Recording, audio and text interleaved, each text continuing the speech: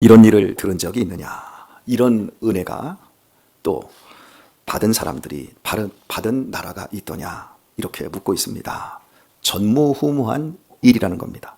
너희가 받은 은혜, 너희 민족, 너희 나라가 받고 있는 하나님의 사랑은 이 땅에 그 어떤 나라도 받아본 적이 없는 엄청난 은혜라고 주지를 시킵니다. 읽은 말씀을 32절과 34절까지를 보면 전무후무한 은혜를 너희들이 기억하라. 상고하여 보라. 제대로 좀 생각하여 보라는 거죠. 예. 그리고 35절부터 39절까지는 은혜의 목적이 하나님이 어떤 하나님인지를 너희에게 알게 해 주려는 것이었다라고 말씀되어 있습니다. 그리고 40절에는 너희가 이 은혜로운 하나님, 엄청난 하나님에 대해서 너희가 어떻게 응답을 해야 하는가 하면 여호와의 규례와 명령을 지켜야만 한다. 마음에 새기고 지켜야만 한다.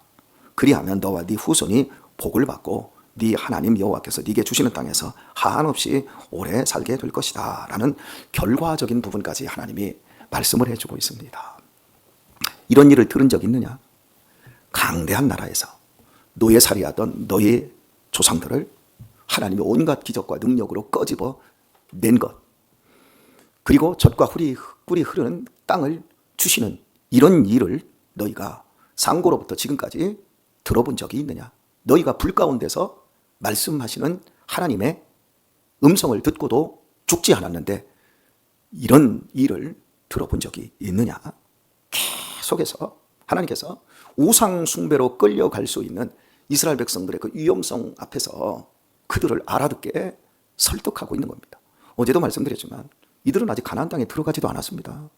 그런데 너희가 가나안 땅에 들어가 오래 살면 아들 낳고 손자들을 낳다 보면 그 땅의 우상 숭배에 너희들이 빠지게 되면 너희들은 반드시 그 땅에서 멸절되고 흩어지게 될 거다. 그리고 포로로 끌려가서 그 자리에서 하나님을 드디어 구할 때 너희가 내 말을 청종하게 될 것이다. 사람이 쉽게 하나님의 말씀을 듣고 그리고 청종하지 않습니다. 깨지고 부서지고 박살이 난 후에 마음이 헛헛하고 마음이 괴로워야 드디어 하나님을 하나님으로 찾게 된다는 이야기를 해 주셨습니다. 그리고 나서 깊게 한번 생각해봐라. 그게 상고예요. 상고해봐라. 좀 생각해봐라. 그냥 살지 말고 생각하고 나서 살아라. 살면서 생각하지 말고 생각하면서 행동하고 살아라. 네가 말하기 전에 생각부터 해라. 생각 없이 말하고 후회하지 말고 좀 생각해라. 바울 사도도 이런 용법을 신약 성경에서 잘 썼어요. 주 예수를 깊이 생각하라. 믿음의 주요, 우리를 온전케 하시는 이 예수를 깊이 생각하라. 이 생각하라라고 하는 것을 굉장히 많이 강조합니다. 사람은 생각 없이 행동하지 않습니다. 다 생각하고 행동합니다. 그래서 마음에 품은 생각이 결국 그 사람의 삶과 운명과 성품과 그 사람의 인격을 결정하게 되어 있습니다. 좀 생각해 보라는 겁니다. 그런데 우리는 생각을 하는데 거의 죽을 생각, 망할 생각만 하는 것이 인간입니다. 그래서 우리의 생각은 반드시 기도로 가야 합니다. 생각만 하면 서운하고 더 속상하고 더 괴롭고 더 한심스러워집니다. 거기에는 믿음이 안 생겨요. 하지만 같은 생각이지만 그 생각을 기도로 가져가면 결국 믿음이 생겨요. 믿음이 생기면 하나님이 역사를 하기 시작하십니다. 하나님이 역사하면 모든 것은 해결되어지기 시작합니다.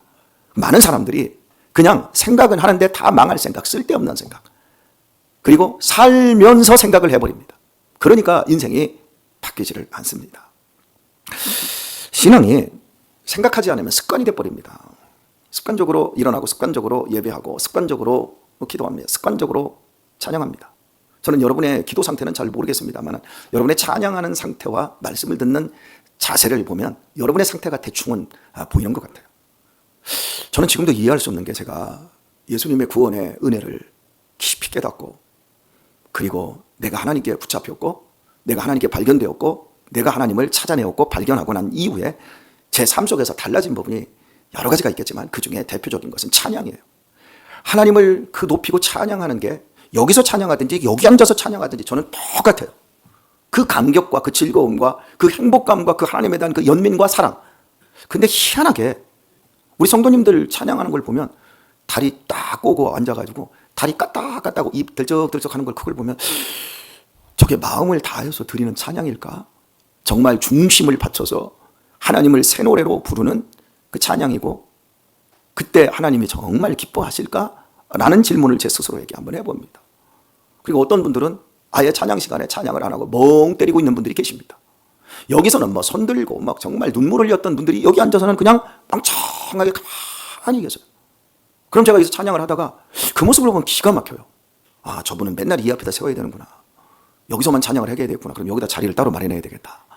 뭐 이런 생각이 들어요. 이게 생각이 없는 거예요, 여러분. 생각이 없으면 우리의 모든 것은 그냥 습관이 돼버려요. 그리고 은혜가 무뎌져요. 여러분이 이제 부엌에서 막 많은 일들을 하시고 뭐 여러 가지 우리 권사님들이 정말 수고 많이 하시는데 너무 감사하죠. 우리 집사님들이 또 올해는 이어받아서 다음 세대로 이것이 세대 교체가 이루어져 가고 있는 이런 좋은 과정들을 봅니다. 근데 지금 여러분들이 하고 있는 그 사역이 그냥 단순히 내 마음속에서 몸이 피곤하고 마음이 불편해지면 아, 짜증난다. 그럼 그때부터는 내 안에 내가 지금 하고 있는 이 일로 주님의 몸을 세워간다라고 하는 이 위대한 노동의 가치를 잃어버려요. 모든 일을 자원함으로 그리고 기쁨으로 즐거워함으로 이런 게 없이 아이씨 오늘 나오기로 한 거기 고건사 안 나왔네. 이 집 몰다고 유세 떠는 거야? 뭐 이제 이렇게 마음이 가버릴 수 있죠. 이렇게 우리는 생각을 바르게 정리하고 그 생각을 하나님께 붙잡혀서 하지 않으면 금방 내 안에 육신의 생각으로 바뀌어버려요. 육신의 생각은 사망입니다. 영의 생각은 생명과 평안입니다. 많은 사람들이 생각은 내 거니까 내 마음대로 한다? 이렇게 가져가니까 거기에서 축복도 변화도 없는 겁니다. 여러분 우리의 일상에서 우리의 인생에 어떤 고난이 오고 시험이 오고 아픔이 오고 괴로움이 오고 막 분노가 일어날 그런 일들을 만날 때는 여러분 반드시 여러분이 먼저 생각을 하셔야 됩니다. 아, 이것은 하나님이 나에게 복을 주시려고 이 고난과 시련이라는 포장지에 아름다운 선물을 준비하신 거다라는 생각을 가질 수 있어야 됩니다. 왜 나만 이렇게 짜증나게 내 인생에 왜 이렇게 아픔이 오고 고난이 왔느냐? 믿음의 사람들은 결정적인 순간에 반응과 선택이 다른 사람들입니다. 여러분 우리 다 말할 줄 알고 똑똑한 사람이에요. 그럴 때 여러분 이 속에서 올라온 나쁜 말을 어떻게 하라고 그랬죠? 막 말을 내뱉기 전에 제가 여러분에게 늘 퍼포먼스 손까지 알려주는 혓바닥을 또로로 뒤로 말아서 꿀꺽 뒤로 생겨 넘기라고 하잖아요. 말하지 말라고요.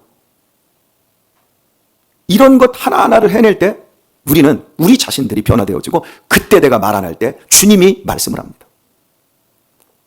태풍이 어마어마한 태풍이 막 산 등성이를 훑고 지나갑니다.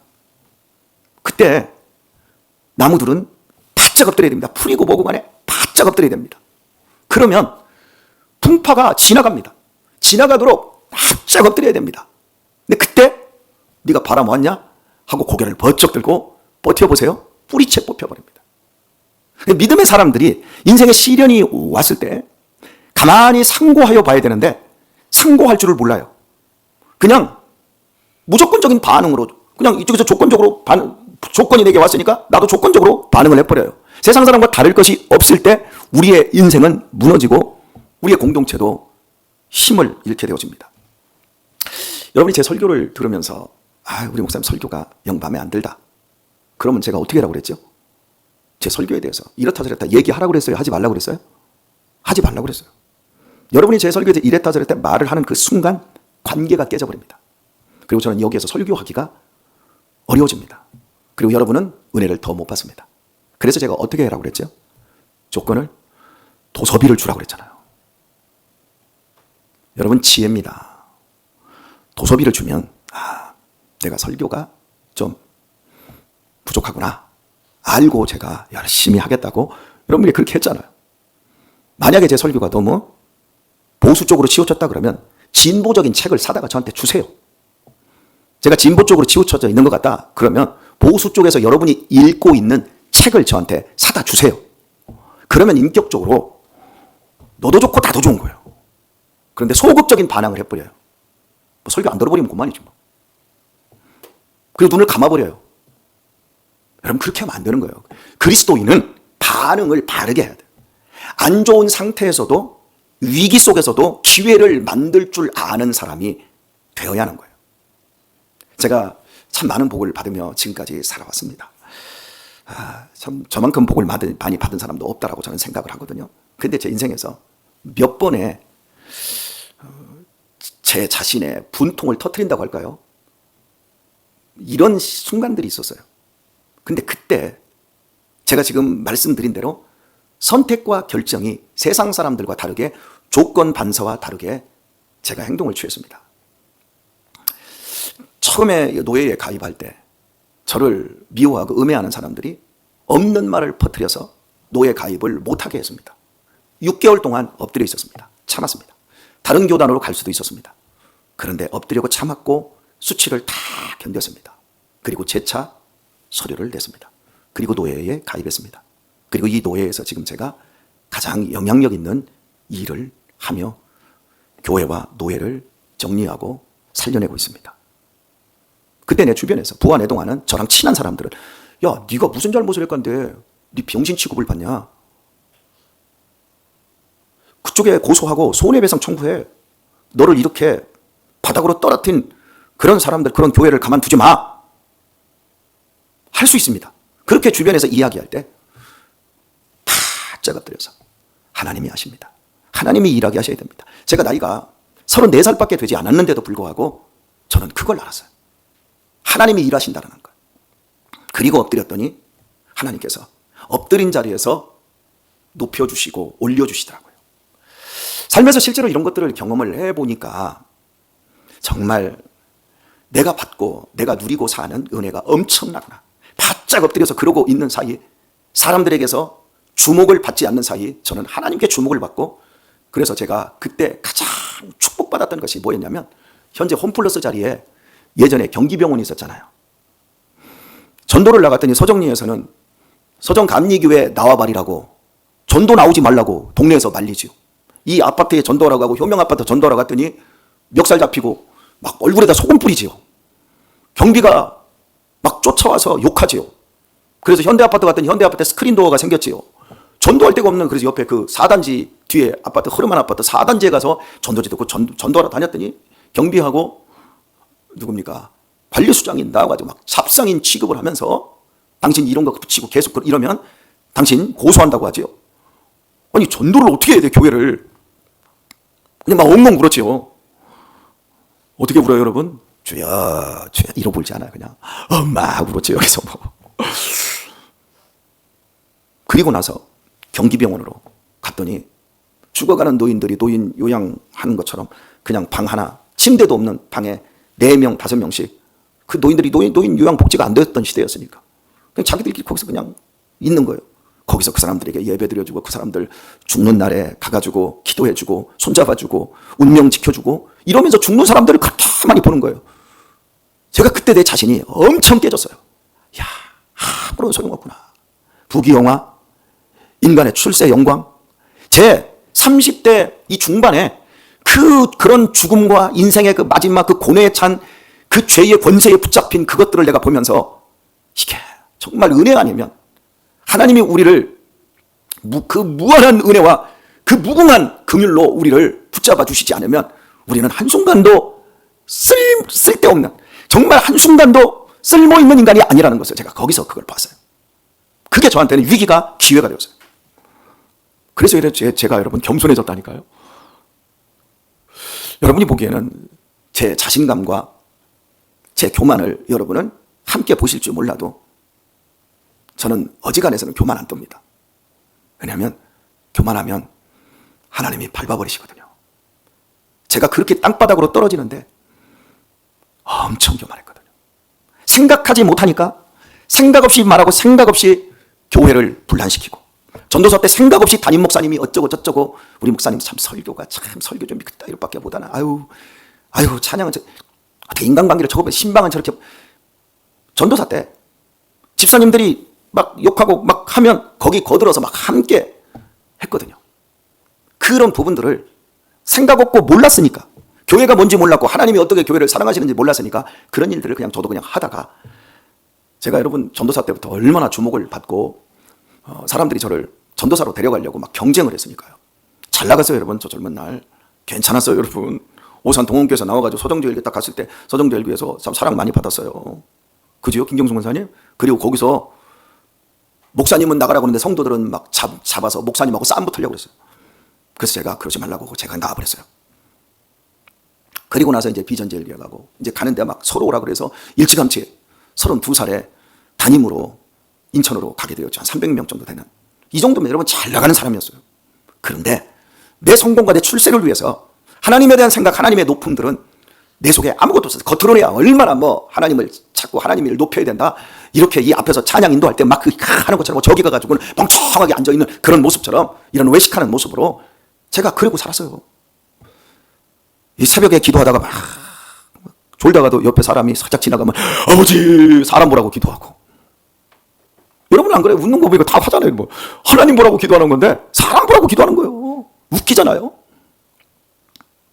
그런 모습으로 살다가 하나님이 34살에 저를 정말 저는 밟았다고 표현하세요. 난 그게 더 좋아요. 하나님이 찍소리도 못하게 밟아버리시더라고요. 그때 나의 꿈, 나의 성취욕, 나의 야망, 이게 다 부서지고, 아내와 함께 전도 나갔는데 내 아내 당시 26밖에 안 됐는데 새파란 아가씨 같은 사람에게 잡상인 취급받는데, 나는 잡상인 취급받아도 내 아내는, 내 자식은 잡상인 취급받는 거 싫잖아요. 당신 전도 나오지 마. 그렇게 말했는데 앞으로 어떻게 될지는 모르겠어요. 여기서 그냥 엉엉 울었지요.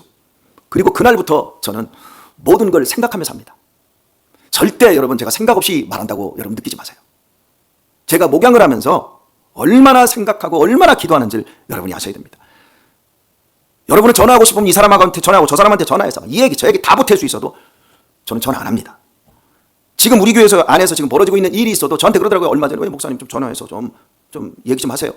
왜 전화해요? 제가 하나님이 일하시는데. 여러분 잘 알아들으셔야 돼요. 심은 것만 거둬요. 내가 이 일을 다 해버리면 하나님이 일할 것이 없으면 하나님 일 안 하신다니까요. 그런데 나는 엎드리면 하나님이 일하신다고요. 위기를 기회로 만들 줄 아는 사람들, 그 좋은 생각들, 그걸 누가 주세요? 하나님이 주시는 겁니다. 제가 만약에 그때 한 23년 전쯤에 주변에 얘기하는 것처럼 그래 여기 아니면 내가 못 가? 하고 교단을 다른 교단으로 제가 바꿨다면 오늘 우리 교회 이런 사이즈, 이런 은혜로운 교회 안 됐을 겁니다. 그때 제 자존심이 다 부서지고 정말 가루만 남더라고요. 여러분 제가 여러분에게 일을 시키는 것 같습니까? 일에 모본을 보이는 것 같습니까? 저는 일을 지시하는 유형입니까? 제가 앞에서 일을 하면서 여러분에게 따라오라고 하는 유형입니까? 내가 권사회장 되면 내가 일 다 시킬 거야. 한번 해보세요. 시키면 일하나? 대번에 반발하죠. 여러분 교회는 일 시키는 것이 아니라요, 내가 죽는 것이에요. 내가 더 많이 죽는 것이에요. 생각하셔야 됩니다. 생각해야 하나님이 우리를 쓰십니다. 생각하며 우리가 이 일을 할 때 그때 하나님의 규례와 법도를 지킬 줄 알고, 그리고 하나님께서 우리의 자손들과 함께 이 땅에서 영원 무궁히 행복하게 살게 해 주십니다. 생각하지 않으면 살면서 비루하게 살아갑니다. 쉽지 않습니다, 여러분. 돈 버는 게 쉬울까요? 목회하는 게 쉬울까요? 우리 셀장 하시는 분들, 셀장 맡겨놨더니 대번에 하는 말 못하겠어요, 목사님. 그런데 참 고마운 게 우리 젊은 교사들 30대 얘네들이 애들을 딱 맡아보더니 지난 주간에 저한테 그런 얘기를 하더라고요. 목사님은 어떻게 목회하시는 거예요? 나는 애들 몇 명 안 되는데도 이게 조율이 안 되는데 목사님은 대체 어떻게 일하시는 거예요? 그래서 제가 씩 웃으면서 나 일 안 해. 밥 먹고 그냥 자. 그냥 놀아. 일 안 해. 그냥 놀아줘. 안 믿어요, 그렇게 얘기하니까. 여러분, 그러니까 이 30밖에 안 먹었는데 얘가 애들 몇 명을 해보니까 이게 벌써 보이고 느껴지는 거예요. 무한히 발전하고 무한히 성장합니다. 이런 사람들이. 생각이 있으니까. 이게 역지사지를 할 줄 알잖아요. 더 크게 생각할 줄 알잖아요. 자기애적, 자기 연민에 빠진 사람들은요, 자기 생각만 해. 아유, 목사님 못하겠어요. 아, 힘들어 못하겠어요. 아, 짜증나. 나 그냥 교회만 갔다가 난 옆에서만 그냥 잘 도와줄게요. 에라이. 어린애예요, 어린애. 사람이 크려면 깨지고 부서져야 된다니까요. 안 부서지고 안 깨지면 결국 자기만을 사랑하고 하나님 앞에 사는 게 아니라 자기가 우상이 돼서 자기의 존재, 자기의 영광만을 위해서 인생 허비하다가 다 축적이 되는 겁니다. 오늘 말씀을 맺겠습니다. 사랑하는 교회 여러분, 오늘 설교 어땠어요?